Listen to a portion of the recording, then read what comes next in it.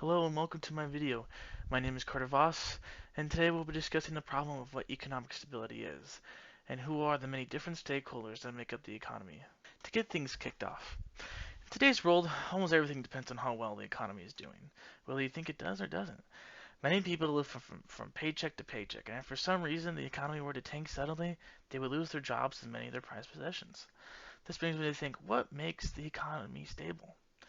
Is it people driving up the risk, or is it the factors that are unseen by many people? So today in this short video, we will discuss what economic stability means to the variety of stakeholders that influence and make up the economy. But when it comes to the economy, many people aren't able to measure the economy effectively, and so one way that our society measures the economy is by the stock market. So in today's video, as for reference, we'll be using the New York Stock Exchange as our reference, since it is one of the most popular stock markets and one of the most succeeding markets in the world.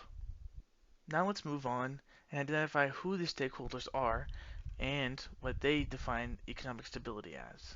Up first, we got your everyday retail investor. Retail investors are your average person who has an income and goes about their day just like you or me. They may have some money in the market, but for them, economic stability is somewhat unknown. There is so many retail investors that it's hard to say what the consensus is for everybody, based on whether they are bullish or bear in the current market. But the stock market has an index fund that measures the fear and greed of the current climate in the market, and people can buy and sell it just like a regular stock. But this stock is just an estimate of what the climate is. But it's a good reference to see what the average person is doing and what they're thinking. Unfortunately, due to the pure volume of retail investors, it's hard to say what they define economic stability to be.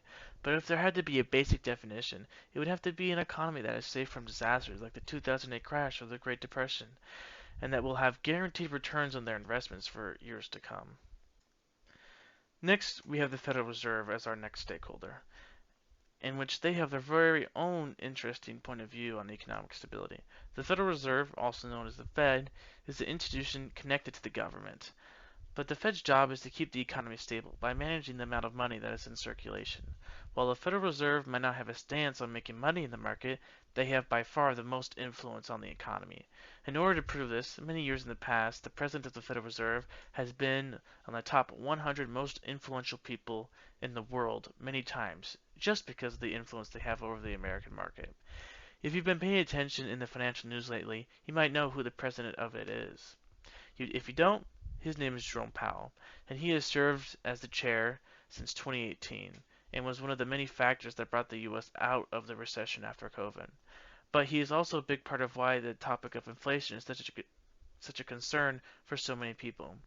But the Federal Reserve defines a stable market by how long they are able to provide households, communities, and businesses with financing they need to invest, grow, and participate in a well-functioning economy, and can do so without making the system more vulnerable to sharp downturns. This next stakeholder pairs well with our previous holder, banks. Now, banks make money by loaning money and then making a profit by charging people interest on that money, usually monthly. The banks get their interest rates from the Federal Reserve that are set by the Feds. But the banks can set their own interest rates based on other factors that contribute to the loan. But with the banks, their stance on the economy is really set on what the Federal Reserve is doing, since they make a set amount of money off the spending and the building of the economy. In other terms, they define economic stability similar to the Federal Reserve, because they do well when the economy does well, and if the economy is doing bad, they aren't doing too well. Our last stakeholder are the hedge funds. Now, hedge funds are investment tools that are usually run by very talented people because of the amount of money that they can earn there.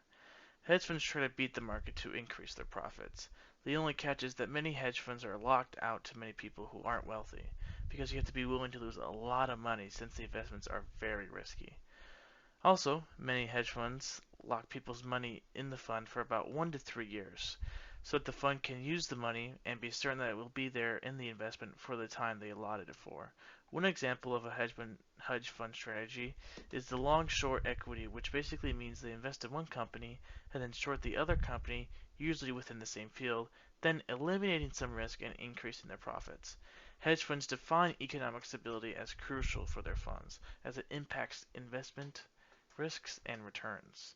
It's important to note that hedge funds often have a broader range of investment instruments and take into account macroeconomic indicators, political stability, financial market health, monetary and fiscal policy, and many more factors that drive the economy to evaluate the stability of the economy. Although it might seem as if all stakeholders define economic stability the same, the two main discrepancies are the retail investors and the hedge funds. Now, both stakeholders have similar definitions of economic stability, but it's the way they form those definitions is what makes them so different. Retail investors just don't have the resources to get the high quality information that the hedge funds can get. But also, retail investors have the influence on their own personal experiences and knowledge that might make up their own definition of economic stability.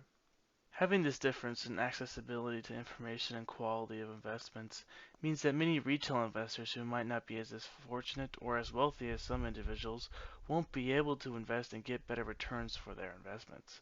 But on the other hand, hedge funds cater to people who have money, and in the end, only the rich get richer because of the investment policies hedge funds have, while retail investors who don't have the tools or money to get these funds now fall behind.